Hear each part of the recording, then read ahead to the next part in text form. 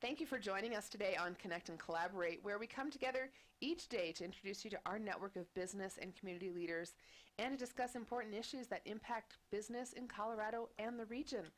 This week we're focusing on transportation changes in Colorado, and today our focus is on North I-25. This corridor is going to be seeing a lot of changes, and I'm talking today with Colorado CDOT's Region 4 Transportation Director, Johnny Olson. Johnny, thanks so much for being with us. Thank you, Tammy, and have Merry Christmas. Oh, thank you. Thank you. Merry Christmas to you, too. It's coming fast and furious, isn't it? Yes, it's only like 6 days.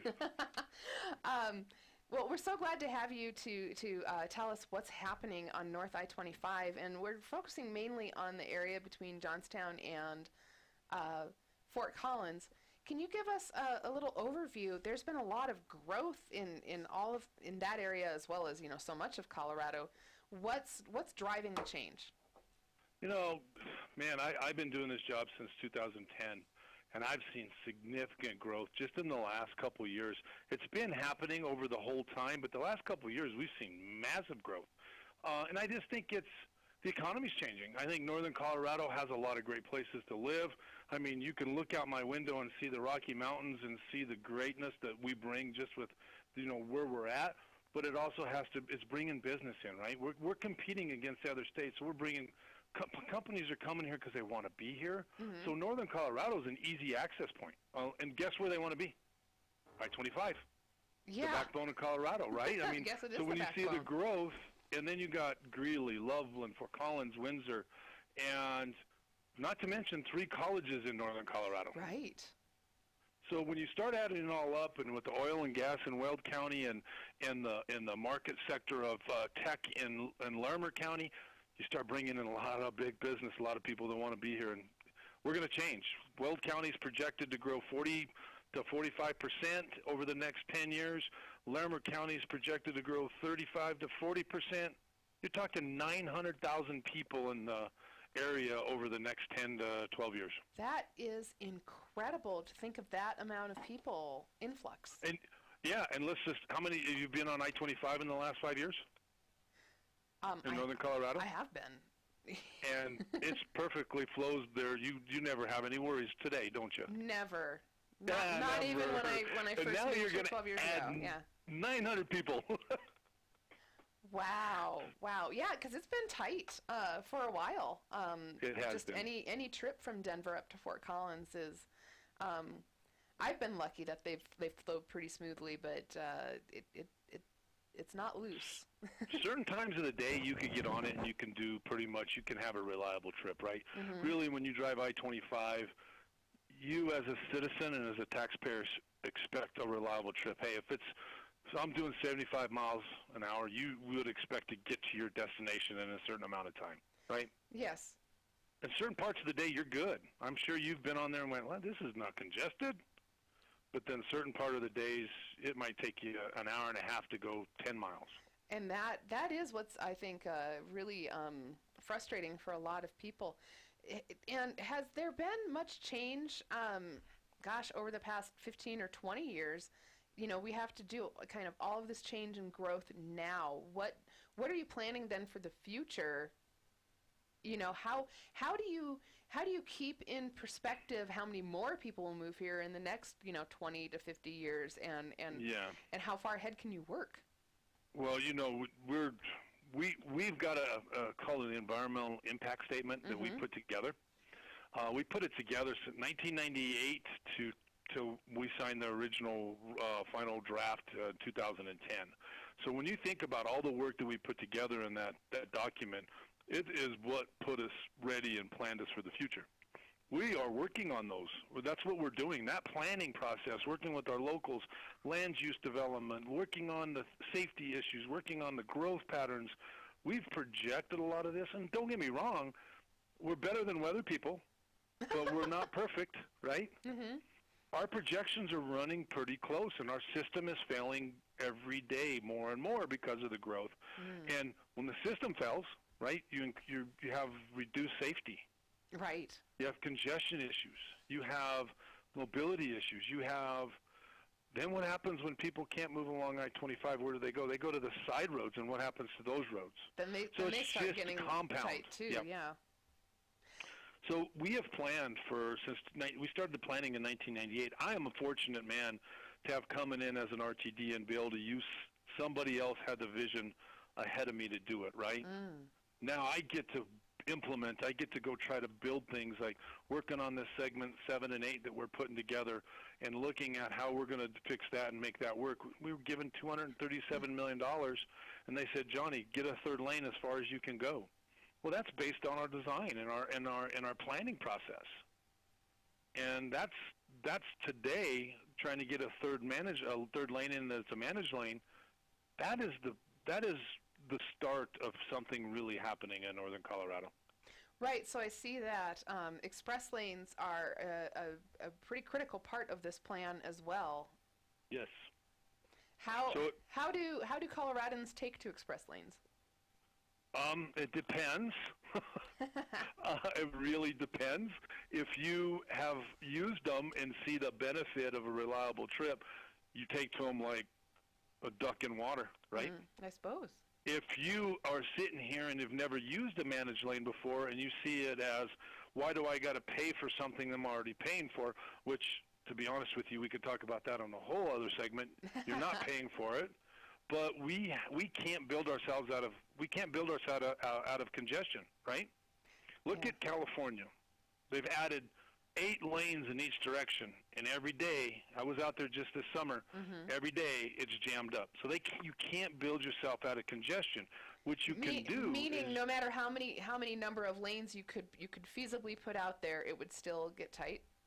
Exactly, because we went from 2.5 million people to 5 million people in the last 20 years. And if we build bigger roads and people move here, they're just going to keep coming, and then you can't keep building. But what you got to give people is choice, right? Multiple choice. Do you want to be in a bus? Do you not want to be in a bus? I don't care where you land on the spectrum. Giving people choice, opening up a managed lane, a tolled lane that says, hey, if you want to drive from Fort Collins to Denver, we're going to give you a reliable trip, and you might have to pay a little extra for that reliable trip, but you know what? You can get there on time. You don't have to guess. Right. We'll talk more about that with Johnny Olson. He's the Region 4 Transportation Director for CDOT, and we're talking about the changes going from Johnstown to Fort Collins on North I-25. A lot more to talk about. Stay with us here on Connect and Collaborate. We're so glad you're staying with us today here on Connect and Collaborate. And this week we're focusing on transportation changes in Colorado. Today our focus is on the Johnstown to Fort Collins stretch on North I-25. I have Johnny Olson, Region 4 Transportation Director with CDOT, here with me to talk about the changes. And it's going to be a lot of big changes. How long, what's the projection here? We'll start this year? Yeah, our 7 and 8 from 402 to 14. We're hoping our goal is to start construction in March of this year, and then run 3 years consecutive until completion. So it'll take 2 years? 3. 3 years. Yep. And what goes into this? There's some work that's already kind of laying the groundwork. Is that right? Yeah, we've set up. We got a contractor. We're doing a design build process. We call it innovative contracting, where we didn't have the full set of plans done. We only got like a 30% set of plans. We know where the toes are, and what that is where the dirt ties into the ground, and what the right-of-way land needs are, and what the design's basic configuration is, and we throw it over the fence to a contracting group, and then they come in and bring innovation to the table. And there's 3 of them that we've narrowed it down to, saying we can do this and we can do this, and they bring a project with innovation and with CDOT as an owner to make sure that we're getting what we want. And we're in the process of final negotiations with our contractor right now. Wow. So there's some work that's already underway. I'm thinking specifically this Crossroads Bridge. Crossroads, yeah, that bridge is already in construction. That's sort of what we've been trying to do for a while is piecemeal stuff. If you've been around a while, you'll know that we did something at 392 about 5 years ago. Now we're piecemealing Crossroads and putting that in. Those structures are built to the EIS, environmental impact statement planning thing that we prepared for years ago. Those are being built for future and 2075 kind of traffic volumes. But what we're doing now is we're coming in with this $237 million, and we're going to make some of this third lane come in now, this managed lane, tolled lane, and get it built too along with that. Instead of piecemealing, $30 million job here, $30 million job there, we're going to actually get to do a larger project. Wow. Then tell me what more is in store. I'm looking at a work details image that we can find at CDOT.gov, and if you look for the I-25, the North I-25 project, you can find a lot of great diagrams, and also if you're following along on our video live stream at cobrt.com. So there are a lot of changes coming up. You're going to be widening bridges over rivers, replacing park and ride or improving that. Give us the lowdown. So if let's just take it from 402 north. Okay. So when you start looking at 402, that's going to be a brand new interchange. That is going to function. Right now, if you've ever been there around Johnson's Corner, went over and had some breakfast or get a cinnamon roll, famous Northern Colorado thing, that would fall apart. That falls apart all the time. So that's going to be a brand new interchange. It's going to grow. It's going to be awesome. We're going to move north, and then as we move north, we'll be adding a third lane, right, all the way up to Crossroads. That'll be a third lane. We'll get it built to the middle. We'll build it all out. Right before Crossroads, there's this bridge called Kector, and it's over a railroad. We are going to take that and punch a road between Centera and the opposite, the outlet malls on the opposite side where the hospital is. Okay. And we're going to build a transit facility that our bus will be able to pull over, pick people up, and be back into the system 15 minutes. And anybody that knows transit, to say 15 minutes on a bus ride is huge in any kind of operation. Wow. So we're going to build that transit facility. We're going to connect the east and west side of the McWhinney's property together, which will help US 34, so that's a positive thing.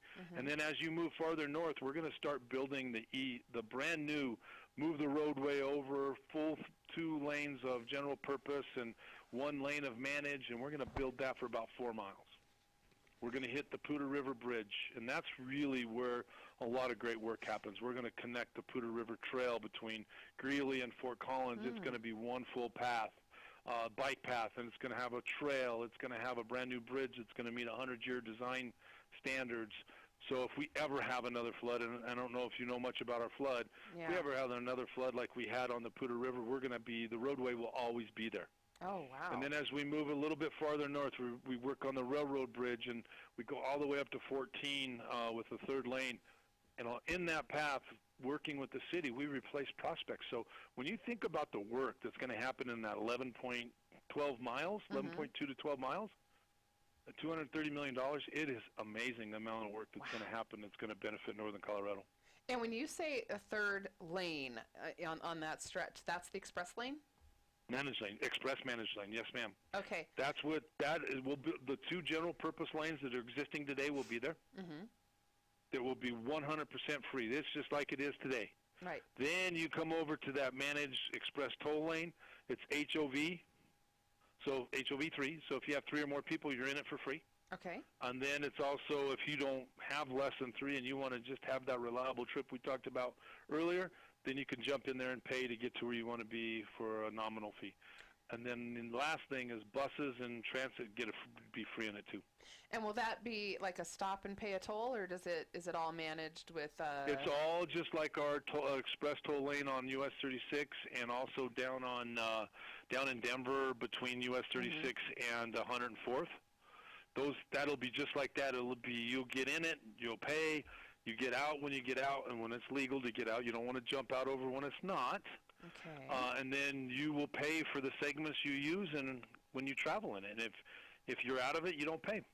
Well, and as you described, it's a lot of work and construction that you're building from, the Big Thompson River all the way up to Fort Collins there.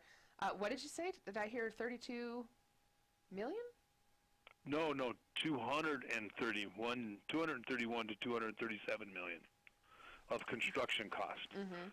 And this the overall program's about 309 million. Right. Wow. With right-of-way and design and utilities and that, but the actual construction's probably around 232 to 237 million. Okay, and we'll talk more about the funding coming up in the next segment.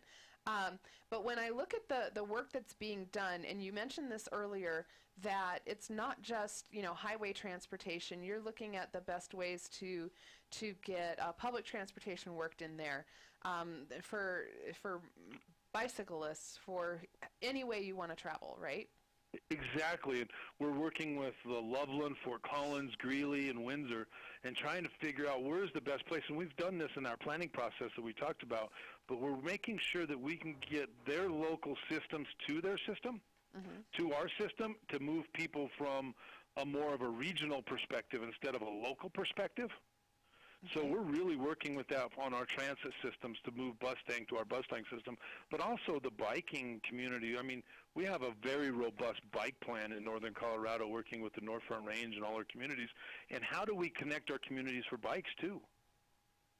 And also PED. There's a lot of people that jump on the Poudre River Trail that really walk and spend time down there. And I know people that walk from here to Windsor, eat, spend some time over in Windsor, and then walk back. So it is really all modes. It's just not...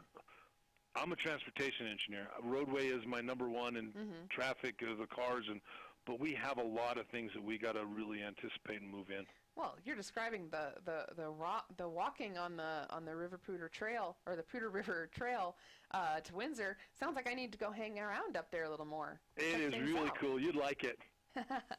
We are rural. We're still country a little bit. That's true. It's true. It is beautiful up there. And give us again a little perspective on how these changes, you're expecting them to last not just into 2020, but well beyond. Did I hear you say 2070, 2075? Well, so when we look at our transportation and when we look at traffic and just how do we analyze traffic, we have a bunch of models, right? Right.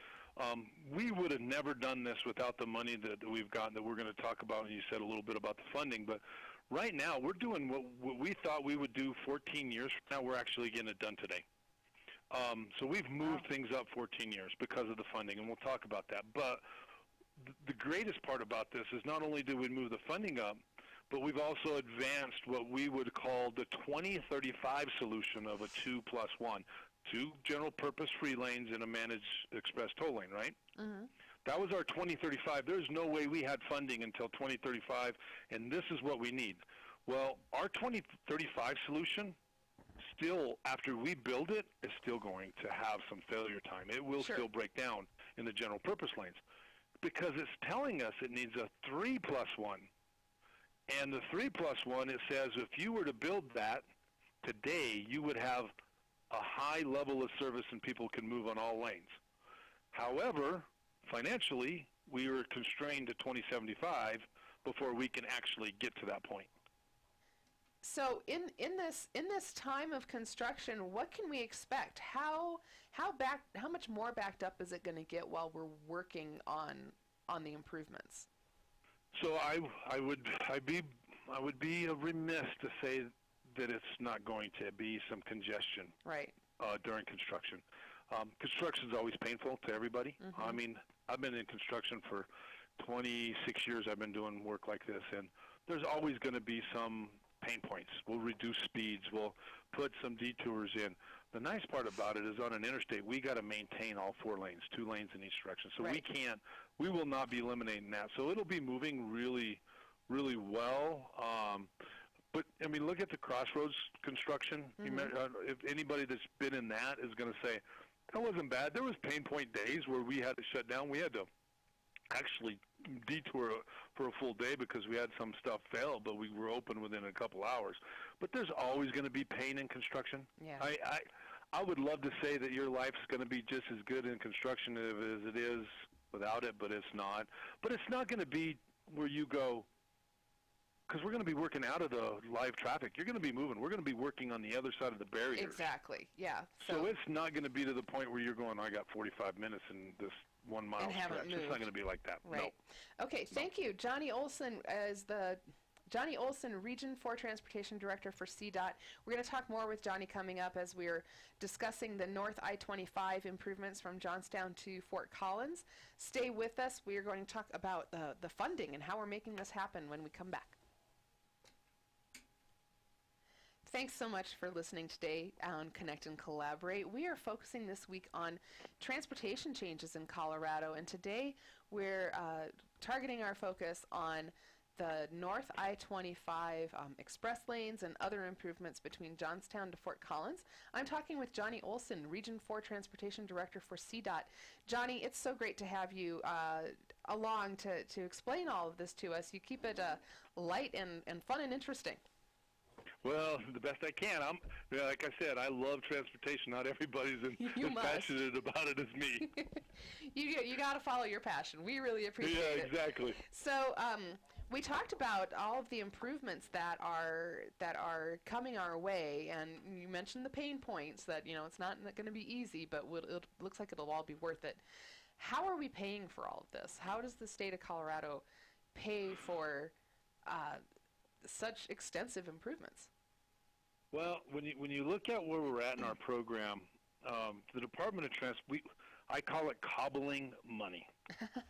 And when you look at a project of this size, we don't just get, hey, here's a bucket of money from somewhere, we're going to use that. We look at federal dollars, right? FHWA, federal highway money that comes from the federal gas tax. We get some of that, right? Mm-hmm. Then we look at state gas tax. We get some of that.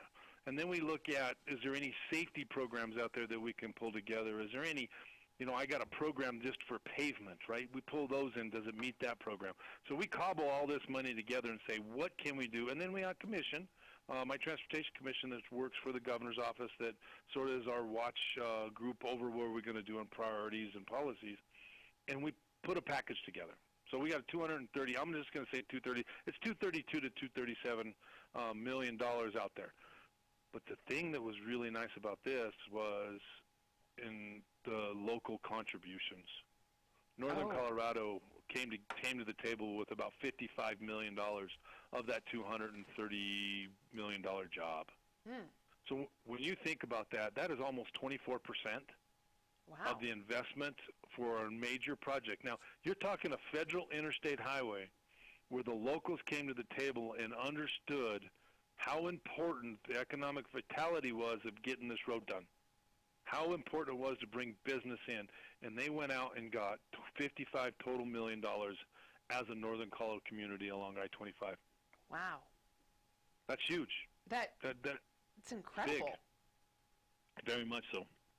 So when you think about that, and can I give some of them some props? I would love it. I'd love to hear that. So Larimer County came to the table with a $10 million mill levy increase and worked with all their communities and said, we want to take a mill levy and we want to put it on I-25. So they came in and they put in $10 million. Wow. City of Fort Collins came in and put in $3 million.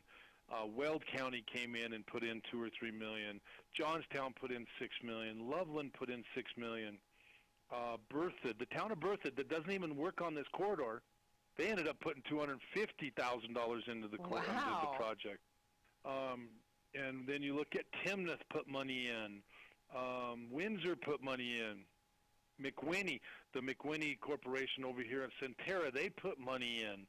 So when you start adding that all up and you get all that money pulled together, it's really hard for transportation officials to say we don't want to give them any money because they brought so much to the table, it's almost forces the point to put money up here. Well, talk about investing in the area that you live in, work in, and the community as a whole. That's incredible. Right. It is. I mean, when you start looking at one of the things that I've really noticed in Northern Colorado since 2013, June 2013, before the floods, we were starting to work together and bringing this coalition together, and we pulled some public meetings together. And man, it just, from that point on, the first coalition meeting was the day September 11th, 2013, when the flood started, and they were down at this meeting, and they were trying to figure out, how do we get more federal funds? How do we go back to D.C.? How do we leverage getting money to North I-25? Well, in 2013, the state of the state from the governor in 2014, they had got so much leverage that he mentioned it in a State of the State address. Just because of the people and the elected officials and businesses going down there and saying, we got to get this done. And then all of a sudden, voila, I have a project. Incredible. Like you said, for the governor to include that in his address made probably helped propel the change and put everything in motion, right? Drastically. Our federal partners, I mean, Senator Bennett, Senator Gardner, Representative Congressional Member Polis, Buck, they've all been to these I-25 meetings and sit down and say, what do we need to do to help? It's just not our local. I mean, this has turned into what I would call just like, hey, we've got to do something in order to sustain Colorado. Now, we were talking about funding for I-25 North improvements. And you mentioned these communities coming together and you know, whether they're taxing their own communities or that voters actually chose or contributing money in whatever way possible. You also have sources coming from, is that a federal grant, the Tiger? Yeah, Tiger. Yep. Okay. Yep. And we applied for a $25 million grant program, and they come out about once every other year or something like that. Colorado's only won one in like 10 years. Wow. So we applied for this one on I-25, and it was we applied for $25 million, and they came back and said, you know, with all the local commitment and the state commitment, they came back and gave us $15 million of money that's not in our normal allocation of our gas tax. It's just money out there that you compete against all 50 states, and you go after that money, and they actually award the ones that have the best operations and benefit to the state to the United States. And we won $15 million. Fantastic. And Tiger, I want to, for those of us who don't know all your acronyms, it's a Transportation Investment Generating Economic Recovery Grant, Tiger. Tiger. That's long. That is, so yeah, I can see why you just call it Tiger. But that's impressive to get that grant. It was. It was like a big kickstart. Yeah, and you got $30 million from FAST Act? Yep. And the FAST Act is the new transportation. The federal government passed a transportation bill. It's the new one that was passed 2 years ago, and that came part of that act. So, you know, they'd been kicking a lot of cans down the road and not really doing a federal authorization, and they did a federal authorization for 5 years, and we got some of that money from that funding.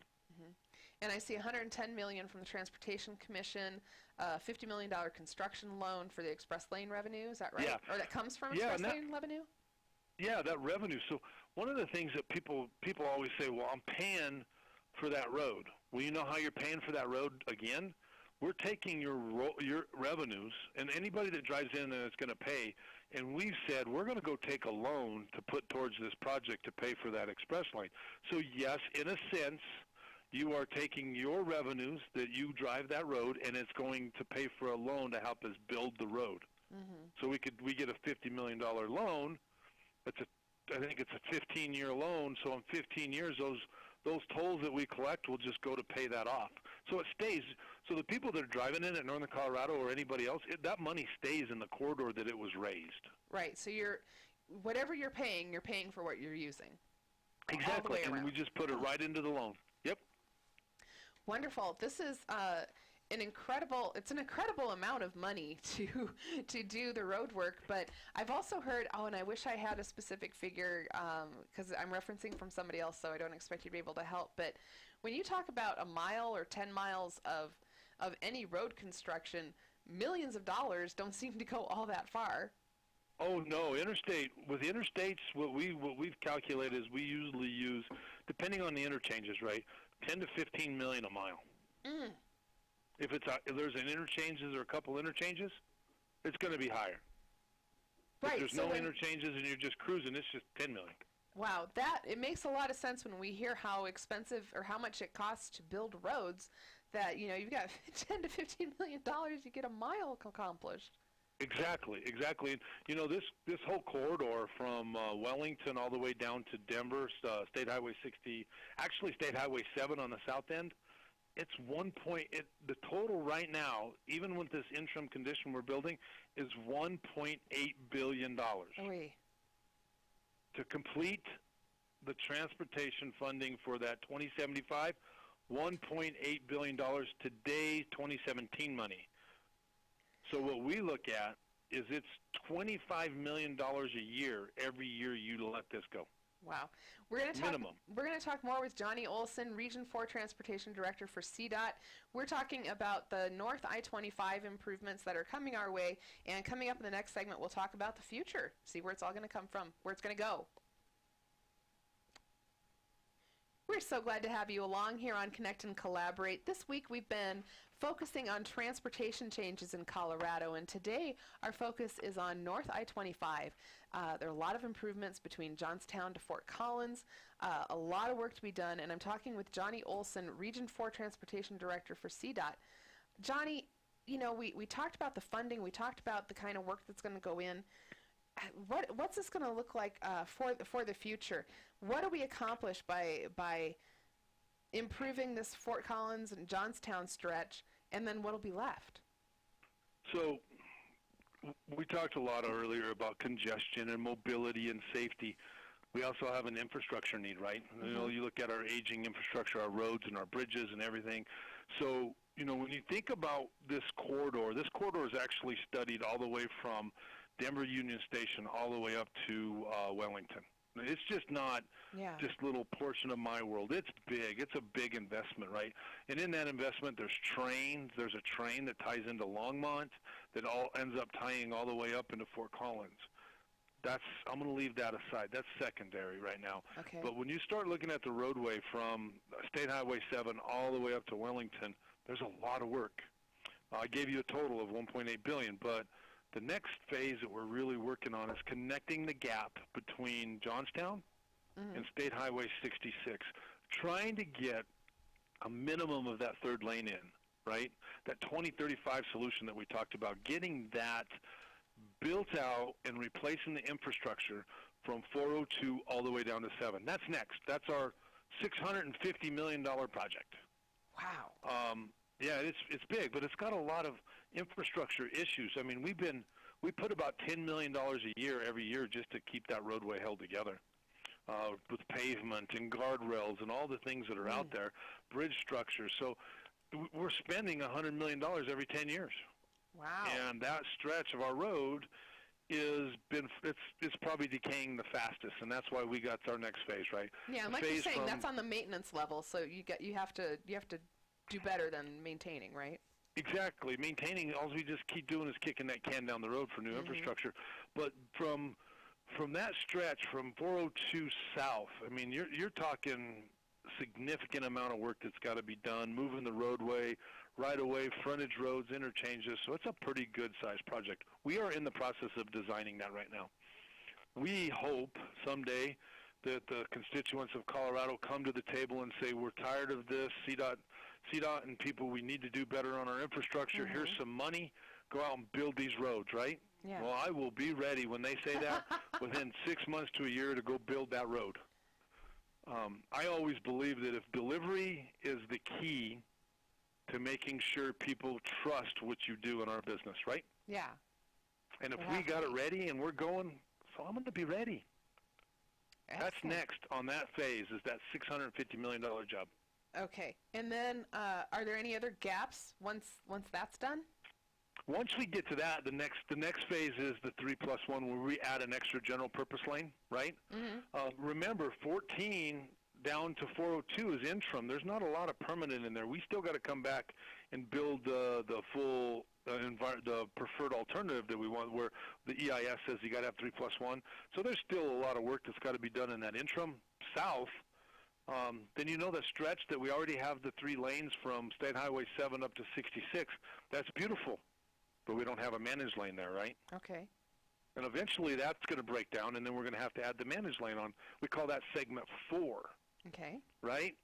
And then once we get segment 4 built, and then we start looking at adding the next general purpose lane up north, and that's the $1.8 billion. It's just, if I had $1.8 billion, we'd take 5 years, we'd build it, and we'd walk away, and we'd be done all the way to 2075. Well, I don't think I'm going to get $1.8 billion. No, that might take a while. I really appreciate your enthusiasm. I have to say it must be difficult to plan all of this and know, what you can accomplish when and ease the congestion. You kind of have to pick and choose a little bit, don't you? It's like we talked a little bit earlier, and before you went on break, is that the locals sort of help me, right? We listen to the locals. Okay. But I'm going to tell you, I got some pretty smart people that work around CDOT and that really analyze it, and we evaluate, and it changes. I mean, things can change overnight in our business because all of a sudden there's a sports complex in Windsor that's going to bring 2 million people to northern Colorado. But we have to be ready. We have to be nimble, and that's working with our local partners on land use changes, right? Mm-hmm. We can't control land use. All of a sudden they say, we're going to build 50,000 homes over here in Loveland, Johnny. How are you going to move these people? Oh, boy.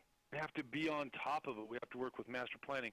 But I will tell you, some of the people that I work with at CDOT, they're smart. We're engineers, but we plan, right? Mm-hmm. Then we plan, and then we engineer. It's like a full circle. Yes. But without the smart people in northern Colorado and in the investments from northern Colorado and the people in northern Colorado working together in a partnership, this would be way more of a disaster, and we're just lucky. Well, and then I wondered, do you have detractors? You put all these plans in place, and it's definitely, what needs to be done, but are there always people that think they can do it better? You know what? I've always told my elected officials I'm going to buy you a T-shirt. I'm not an engineer, but I'm smarter. Everybody thinks they know transportation. I mean, we drive it. Everybody drives it. Sure. So people see things. Yeah. But I would tell you sometimes it's good to listen to people, too, because they might have an idea that doesn't make sense. And we've had a few of those over the years where they call in and say, well, why don't you just do this, right? Mm-hmm. And we go, well, we didn't think about that.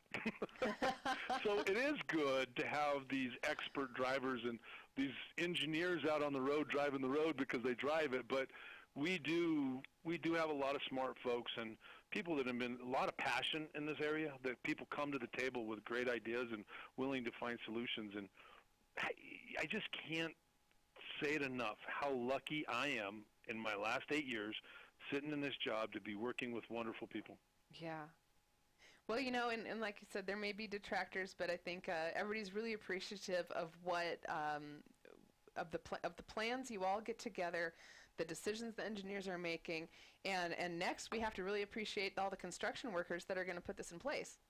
Exactly, and that's just an economy boost, right? Mm-hmm. I don't know the actual numbers, but I know that when we put construction projects out like this, it changes the working environment and the passion of the people in the Colorado. Because you give somebody, say, 3 years of work, you give them hope that there's sustainable work, right? Right. And that just builds the comfort and the confidence of your economy, and it just grows just because of construction. Yeah, that definitely an economy boost, put some more people to work, get them more training, and we see that we heard from earlier this week that there's CDOT is working together to put training into place to get people ready for these jobs. So it's all really well thought out. Yeah, and we have to be, workforce of the future is not the same as it used to be, right? I guess you go out and give people the tools and give them the ability to be successful, because if you don't, then you're just getting somebody. But if you're training it and you're building the workforce of the future, people then add value, and then your economy just grows. Mm-hmm. They're motivated. We have exactly 2 minutes left here. Why don't we recap what's going to come together to improve this section between Johnstown and Fort Collins? So over the next month, we should have the contractor on board. Mm-hmm. We're going to start the design phase. We call them notice to proceed. So we'll get the contractor, we'll get it negotiated, we'll get the contractor on board, we'll give them a notice to proceed to start design. They'll start designing where they think they need to start work. Once they do that, then they will come to us with a package and say, we're ready to start construction. We're hoping around March, April timeframe. Now, it might just be moving dirt, right? It might just be setting a barrier for detours. That'll be phase one. And then they will just keep designing and moving through this process and building stuff as they get them designed, working through us to make sure it meets the criteria we need. That will go on for at least a good 2 years of solid construction. You'll see the last year finaling touches up. You might see roadways shifting for striping and all the stuff that we got to do. But at the end of that third year, November of 2019, 2020, you're going to start seeing it pretty much being done. And then just feeding and small stuff. So 3 years of construction, significantly being completed in November of 2021, 20, and then you'll start seeing just cleanup stuff and punch list stuff, and then it'll be done. Oh, that's fantastic. And that doesn't seem that far away. We're going to turn over the little Euro-odometer to 2018 in just a few days. Exactly. And 2020 is not that far away. Nope, it's not. Well, we're really excited about all of the work to be done, and very excited for when the work is done and things get a little bit easier to navigate. Thank you so much, Johnny Olson, Region 4 Transportation Director for CDOT. We've been focusing on transportation improvements here in Colorado, everything that's changing. Today's focus on I-25 North. If you want to hear, if you missed anything, you want to hear it again, go to cobrt.com, listen to that podcast one more time. And Johnny, thank you so much for all the great information. Thank you, Tammy, for having me. Absolutely. Thank you.